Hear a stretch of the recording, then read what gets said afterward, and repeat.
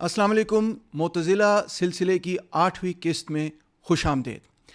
अभी तक हम मुतज़िला की थियोलॉजी और उनकी फ़िलासफ़ी पर फोकस करते रहें, ये देखते रहें कि उनका मज़हबी नुक्ता नज़र क्या था, ये देखते रहें कि उनका फ़लसफ़ियाना नुक्ता नज़र क्या था।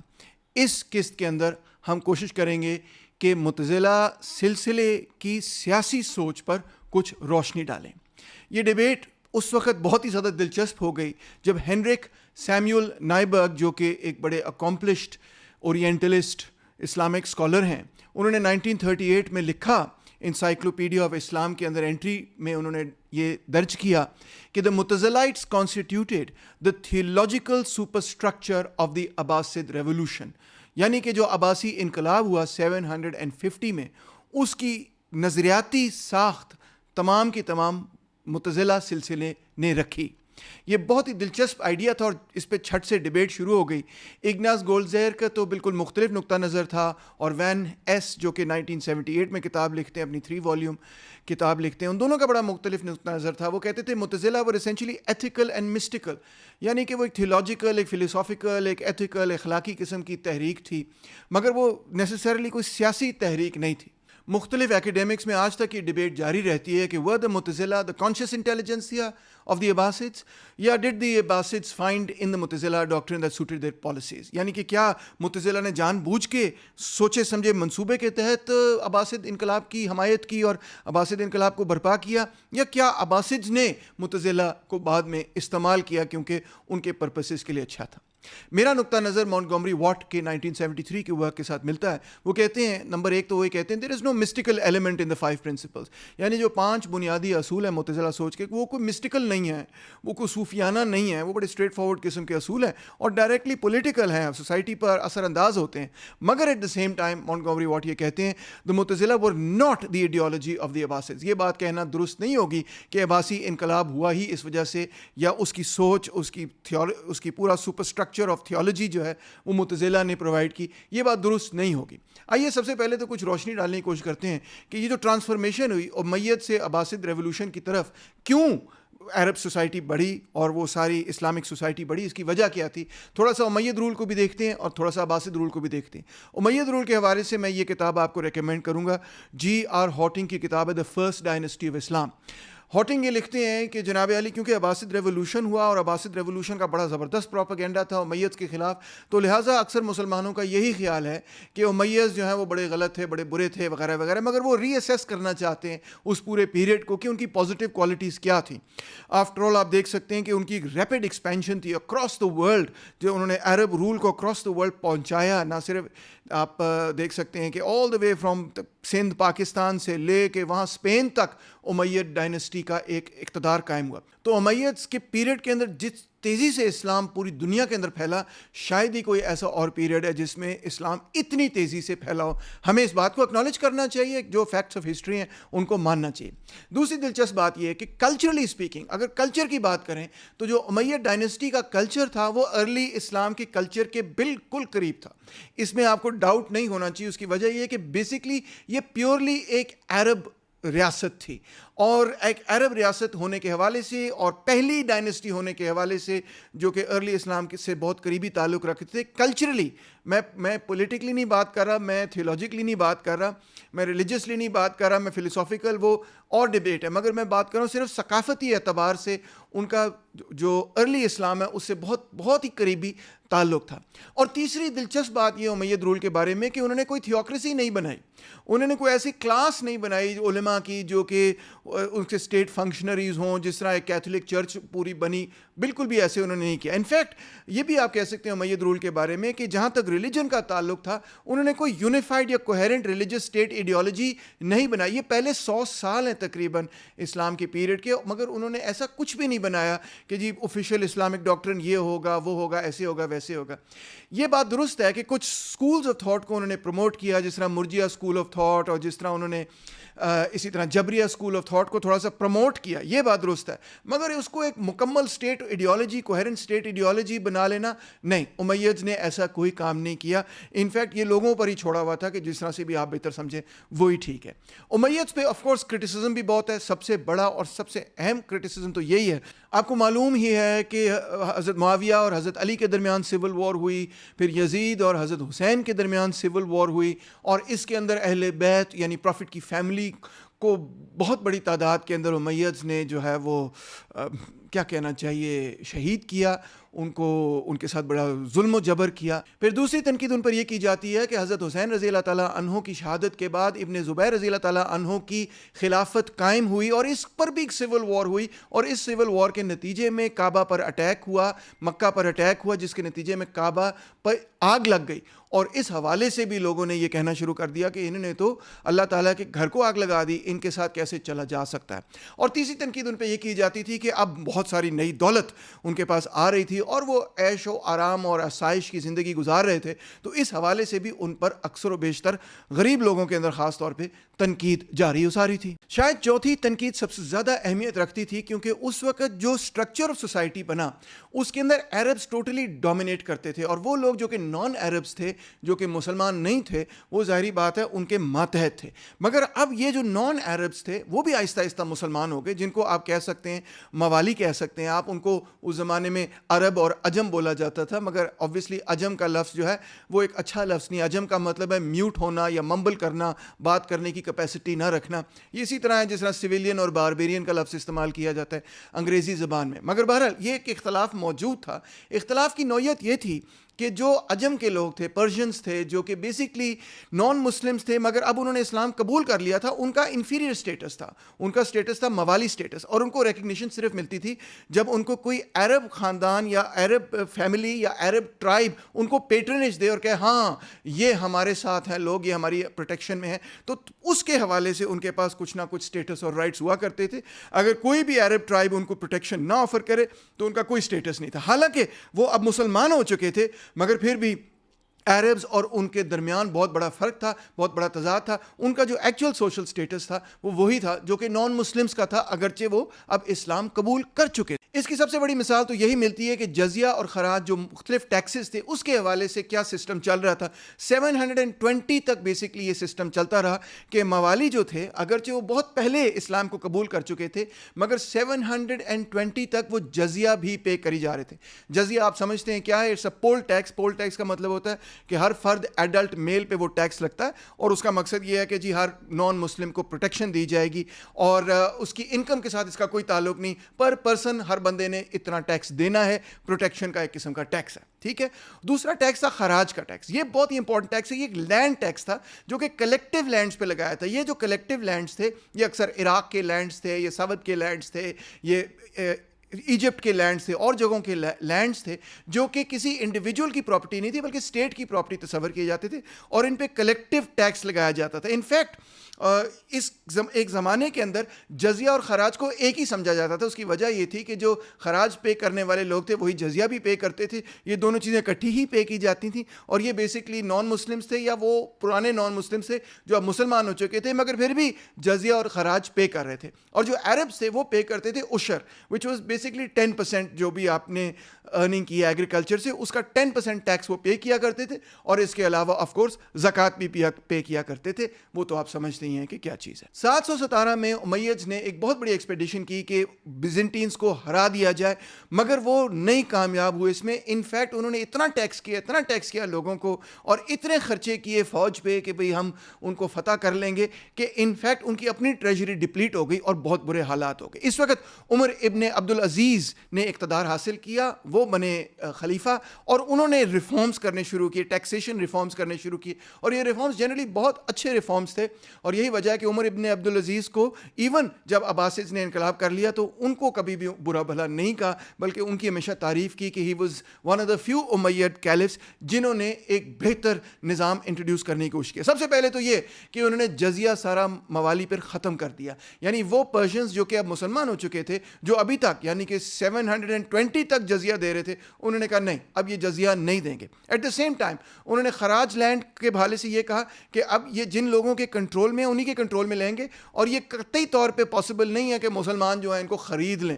تو وہ جو پروسیس تھا جس میں کہ وہ لینڈ اونرز بنتے چلے جا رہے تھے اور پرائیویٹ نجی زمین اختیار کرتے چلے جا رہے تھے، اس کو روکا گیا, مگر ایٹ دا سیم ٹائم انہوں نے یہ کہا کہ ہاں مسلمانوں کو لیز کیا جا سکتا ہے land for a certain period of time etcetera, یہ پاسبل ہے, مگر at the same time full خراج جو ہے وہ دینا ہے موالی لینڈز پہ, سب نے دینا ہے. سو اس طرح سے جو خراج ٹیکس تھا it was levied on most land without regard for cultivators religion, یعنی کہ اب خراج ایک اسٹینڈرڈ ٹیکس بن گیا جو کہ کلیکٹیو لینڈز پہ لگایا جاتا تھا. ڈنٹ میٹر کہ وہاں پہ موالی کام کر رہے ہیں, عربز ہیں, کون نہیں ہے, وہ ایک اسٹینڈرڈائزیشن بن گئی ٹیکسیشن سسٹم کی. اور انفیکٹ جب عباسیز کا اقتدار قائم ہوا تو انہوں نے بھی بیسکلی اسی اسٹینڈرڈ فارم کو استعمال کرتے ہوئے خراج ٹیکس سسٹم چلایا. اور انفیکٹ آپ کو یہ پتہ ہونا چاہیے کہ جو مسلم اسٹیٹ سے ان کا مین ریونیو سورس تھا ہی یہ ٹیکس, یعنی دا خراج ٹیکس. اب ہم بات کرتے ہیں جناب دی عباسد ریولوشن کے بارے میں. سب سے پہلے تو اس کی سگنیفیکنس آپ کو یہ بتاؤں کہ ایک طرح سے اگر اسلام پہلا انقلاب تھا تو ہسٹورینز ہمیں یہ بتاتے ہیں کہ یہ اسلام کے اندر ایک دوسرا انقلاب تھا. انقلاب جو ہوتے ہیں سرکار وہ بڑے ہی ریئر ہوتے ہیں, اگرچہ ہم جیسے لوگ جو لال لال کپڑے پہنتے ہیں ہر وقت انقلاب کہتے رہتے ہیں, اور 20th سینچری میں بے تحاشا انقلاب ہوئے ہیں, مگر انفیکٹ جب آپ تاریخ کو اٹھا کے دیکھتے ہیں تو انقلاب بہت ہی ریئر ہوتے ہیں. عباسد ریولوشن جو ہے 747 میں شروع ہوا اور 750 میں وہ کامیاب ہوا. ابو مسلم نے اس کو ملٹریلی اور پولیٹیکلی لیڈ کیا اور یہ بڑا زبردست ریولوشن تھا. اس پیریڈ کو سمجھنے کے لیے ہمیں یہ سمجھنا ہوگا کہ اسلام کے بیسکلی 3 مین انٹلیکچوئل سینٹرز بن چکے تھے. ایک تو آف کورس مکہ اینڈ مدینہ جو کہ اسپریچول سینٹر قبول کیا جاتا تھا, مانا جاتا تھا, تمام لوگ وہاں پہ حج جو ہے ادا کرنے جایا کرتے تھے, ہر سال انفیکٹ جایا کرتے تھے.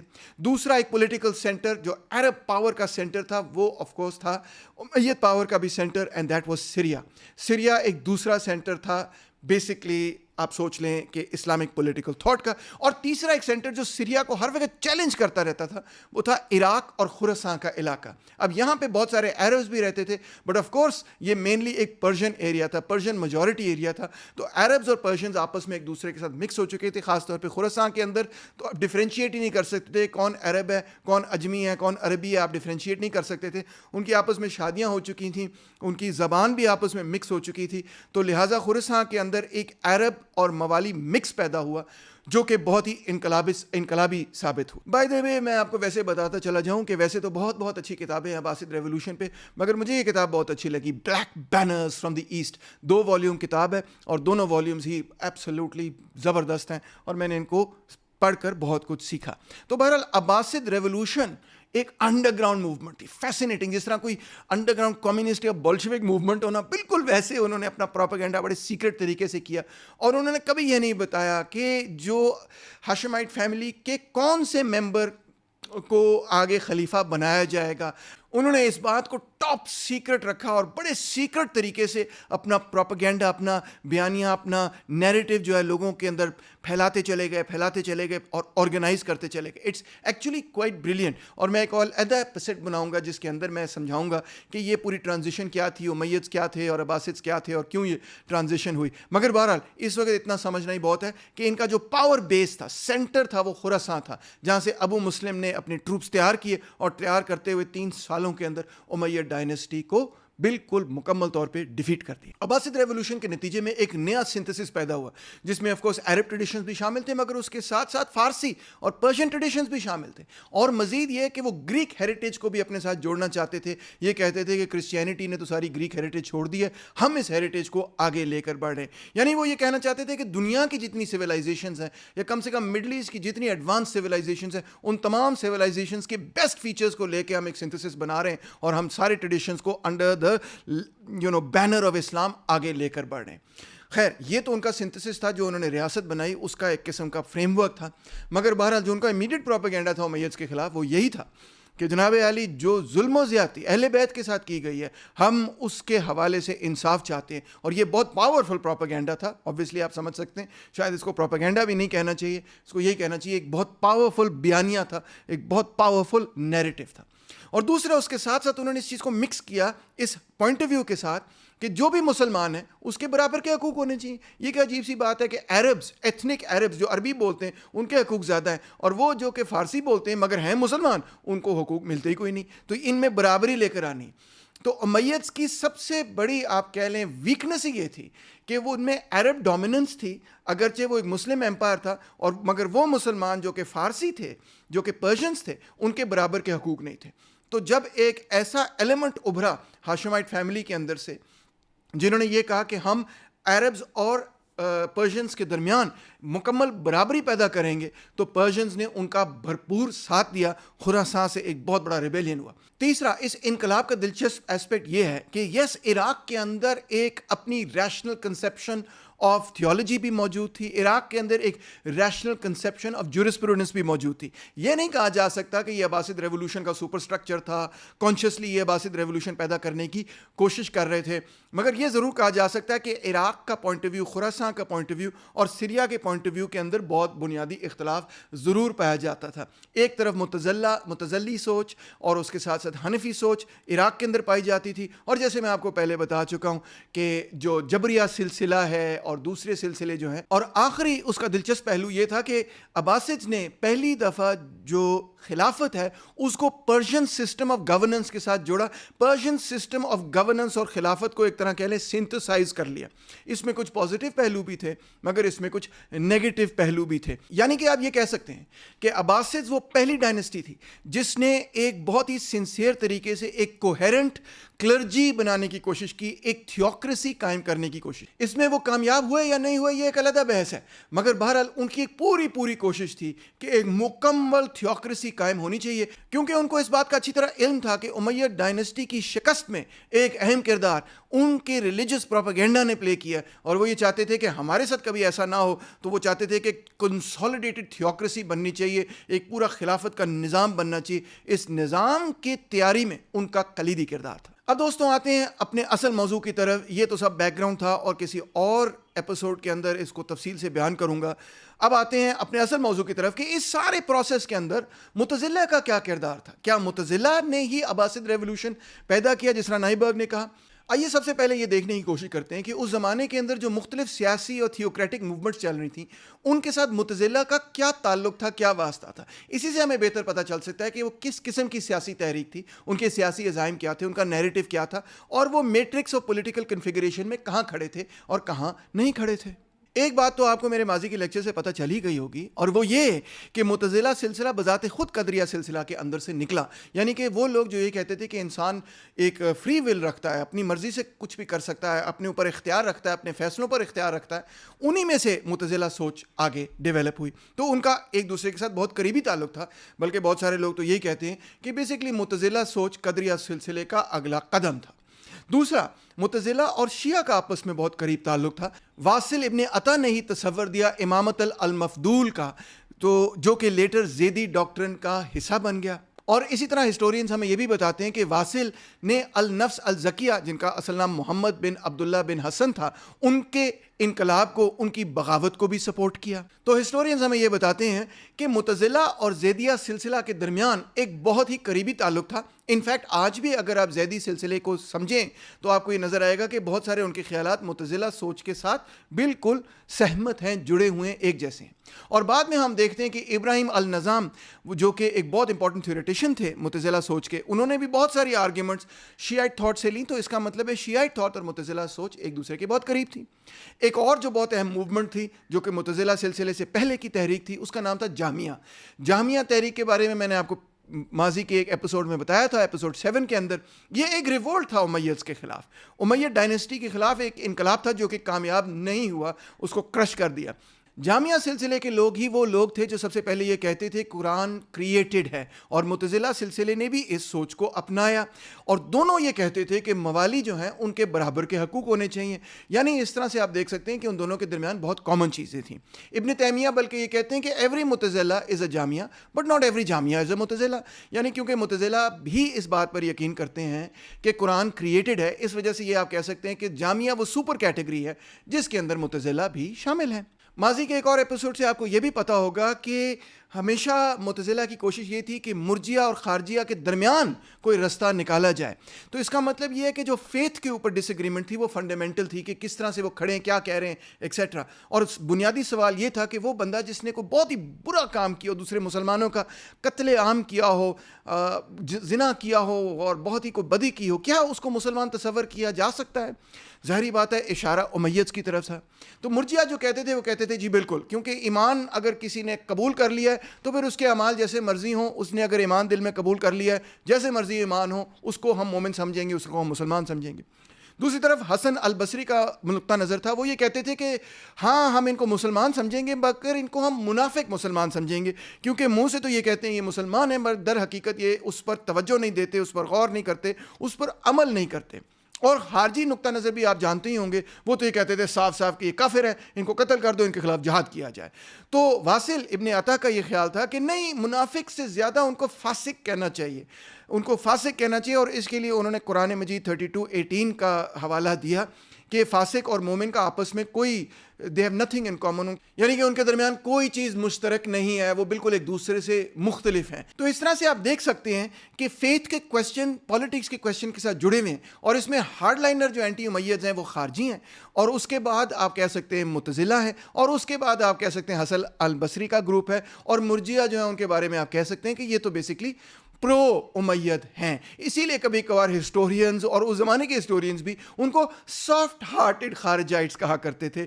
میرا خیال ہے یہ شاید درست ہو، شاید درست نہ ہو، مگر اس سے آپ کو اندازہ ہو جاتا ہے کہ بیسکلی وہ اینٹی امید ہی تھے۔ تو آئیے اب نائبرگ کا جو 1938 میں پوائنٹ آف ویو تھا کہ جی they constituted the theological super structure of the Abbasid revolution, کیا وہ درست کہہ رہے تھے؟ کیا یہ عباسد کا نظریہ تھا؟ کیا یہ عباسد کا نیریٹو تھا؟ معتزلہ کیا عباسد کو ہی لے کر آ رہے تھے؟ اس کا جواب ولیم مونٹگومری واٹ نے ارلی اسلام کے اپنے ایک آرٹیکل میں بہت خوبصورت انداز میں دیا ہوا ہے۔ وہ آرٹیکل ہے واز وسیل اے خارجائٹ، ارلی اسلام ان کی کتاب کے اندر یہ موجود ہے مضمون۔ تو اس میں ہم پڑھتے ہیں سب سے پہلے تو یہ کہ ہارون الرشید کے دور کے اندر جو معتزلائٹس تھے ان کے خلاف ریاست نے ان کو پرسیکیوٹ کیا، ان کے خلاف تھی ریاست۔ ہارون الرشید نے بشر المرسی جو ہے ان کو تھریٹن کیا، اور اس کی وجہ سے بشر جو ہے ان کو انڈر گراؤنڈ زندگی گزارنی پڑی، اور انہوں نے یہ بھی کہا ہارون الرشید نے کہ کسی بندے نے یہ جامد فلسفی دی، نقطہ نظر دیا کہ دا قرآن از کریٹڈ، تو اس کی ایسی کی تیسی کر دیں گے، اس کو ہم جیل میں ڈال دیں گے، اس کو ہم ایگزیکیوٹ بھی کر دیں گے۔ اسی طرح اور بھی ہمارے سامنے قدریہ سلسلے کے حوالے سے تھمامہ ابن اشراس ابو من النمیری بھی شامل ہیں، جن کو بھی امپریزن کیا گیا ہارون الرشید کے آرڈرز پہ۔ تو اس طرح میں نظر آتا ہے کہ ہارون الرشید کے پیریڈ کے اندر انفیکٹ معتزلہ سلسلہ ایک ہیریٹیکل سیکٹ مانا جاتا تھا، پرو اسٹیٹ نہیں مانا جاتا تھا، اسٹیٹ اس کو اون نہیں کرتی تھی، اور یہ بڑی امپورٹنٹ آرگیومنٹ ہے جو مونٹگومری واٹ نے دی۔ دوسری بات یہ کہ معتزلہ سلسلے کی جو اسپیسیفک ڈاکٹرنس ہیں، خاص طور پہ المنزلہ بین المنزلتین، اس کا کوئی عباسد ریولوشن سے تعلق نہیں، نہ کریٹڈنس آف دا قرآن کا عباسد ریولوشن سے کوئی تعلق ہے، کیونکہ عباسد ریولوشن کا جو مین نیریٹو ہے وہ یہی تھا کہ اہل بیت کے ساتھ جو ظلم و جبر ہوا، جو ان کو شہید کیا گیا، ہم چاہتے ہیں کہ ان کو انصاف ملے۔ یہ ان کا سب سے مین بڑا نیریٹو تھا، جس کی وجہ سے یہ ان کی وننگ آرگیومنٹ تھی، جس کی وجہ سے آپ کہہ سکتے ہیں، جس کے ارد گرد آپ کہہ سکتے ہیں انہوں نے اپنے انقلاب کو آرگنائز کیا۔ تو انقلاب کی آرگنائزیشن کے حوالے سے جب ہم دیکھتے ہیں کہ عباسدز کیا کہہ رہے تھے اس ارلی پیریڈ میں، تو ہمیں نظر یہ آتا ہے کہ وہ معتزلہ آرگیومنٹس کو ٹیک اپ نہیں کر رہے تھے۔ یہ بات بالکل کلیئر ہوگی۔ اور مزید یہ کہ ہمارے پاس کوئی ہسٹوریکل ایویڈنس ایسا بھی نہیں ہے کہ جس میں کوئی معتزلہ کا مین تھنکر عباسد کے کسی مین تھنکر یا آرگنائزر کے ساتھ ان کی کوئی ملاقات ہوئی ہو، ان کا آپس میں کوئی تعلق ہو، ایسا بھی ہمارے پاس کوئی ہسٹوریکل ایویڈنس موجود نہیں ہے۔ اور پھر ہم یہ دیکھتے ہیں کہ معتزلہ ڈاکٹرن خود آہستہ آہستہ کانٹرڈکٹری تھاٹ سے ایمرج کرتا ہے، اور ہم صرف یہ کہہ سکتے ہیں کہ کوئی سسٹمیٹک ڈاکٹرن یہ ابو الہدیل کے پیریڈ کے اندر جا کے، یعنی کہ ہارون الرشید مامون الرشید کے پیریڈ میں جا کے یہ ایک سسٹمیٹک ڈاکٹرن بنتا ہے، ادروائز یہ کوئی ایک یونیفائڈ پارٹی تو تھی ہی نہیں اس پیریڈ کے اندر۔ سو نتیجہ کیا ہوا؟ نتیجہ دوستوں یہ ہوا کہ بہت سارے مختلف گروپس تھے جو امیہ ڈائنیسٹی کے خلاف لڑ رہے تھے۔ میں نے آپ کو بتایا آبویسلی کہ جو اہل تشیع تھے وہ تو ان کے خلاف لڑتے ہی رہے، آپ اس کی ہسٹری جانتے ہیں، حضرت علی رضی اللہ تعالیٰ عنہ، حضرت حسین رضی اللہ تعالیٰ عنہ، اور بہت سارے اور ریبیلینز اس قسم کے ہوتے رہے۔ دوسری طرف جامائٹس بھی ان کے خلاف لڑتے رہے۔ پھر تیسری طرف آپ کو یہ پتہ ہوگا کہ جو خراساں کا ریبیلین تھا، جو ہاشمائٹس تھے، جو حضرت عباس کے فالوورز تھے اور فیملی سے تعلق رکھتے تھے، وہ بھی لڑتے رہے۔ اور پھر آبویسلی معتزلائٹس بھی امیدز کے خلاف ہوتے چلے گئے۔ تو اس کا مطلب ہے they were one of the many groups. یہ نہیں کہا جا سکتا کہ وہ مین گروپ تھے، انہوں نے تھیولوجیکل سپر اسٹرکچر دیا، مگر کیونکہ امیدز کے خلاف کئی مختلف قسم کی بغاوتیں ہو رہی تھیں، تو معتزلائٹس بھی ان بغاوتوں کے حوالے سے کچھ کچھ نرم گوشہ بھی رکھتے تھے اور ان کے خلاف لڑنا بھی چاہتے تھے. متزلہ سوچ انفیکٹ اسٹیٹ ایڈیالوجی صرف تب بنتی ہے جب چوتھی سول وار ہوتی ہے, جو المامون اور الامین کے درمیان ہوئی, جو دو بھائی تھے اور دونوں ہارون الرشید کے بیٹے تھے. ان کے درمیان جب سول وار ہوئی اور ہم دیکھتے ہیں کہ المامون اس سول وار کے اندر کامیاب ہوئے, تو انہوں نے پھر متزلہ سلسلے کو 813 کے اندر جب ان کی کامیابی ہوئی تو انہوں نے بیسیکلی اس کو اسٹیٹ ڈاکٹرن بنایا. اگلے ایپیسوڈ میں دیکھیں گے کہ کیوں المامون نے منہا شروع کیا, اس کے پیچھے سیاسی وجوہات کیا تھیں, اس کے پیچھے مذہبی یا دینی وجوہات کیا تھیں, سماجی وجوہات کیا تھیں. ان سب چیزوں کو اگلے ایپیسوڈ میں سمجھنے کی کوشش کریں گے.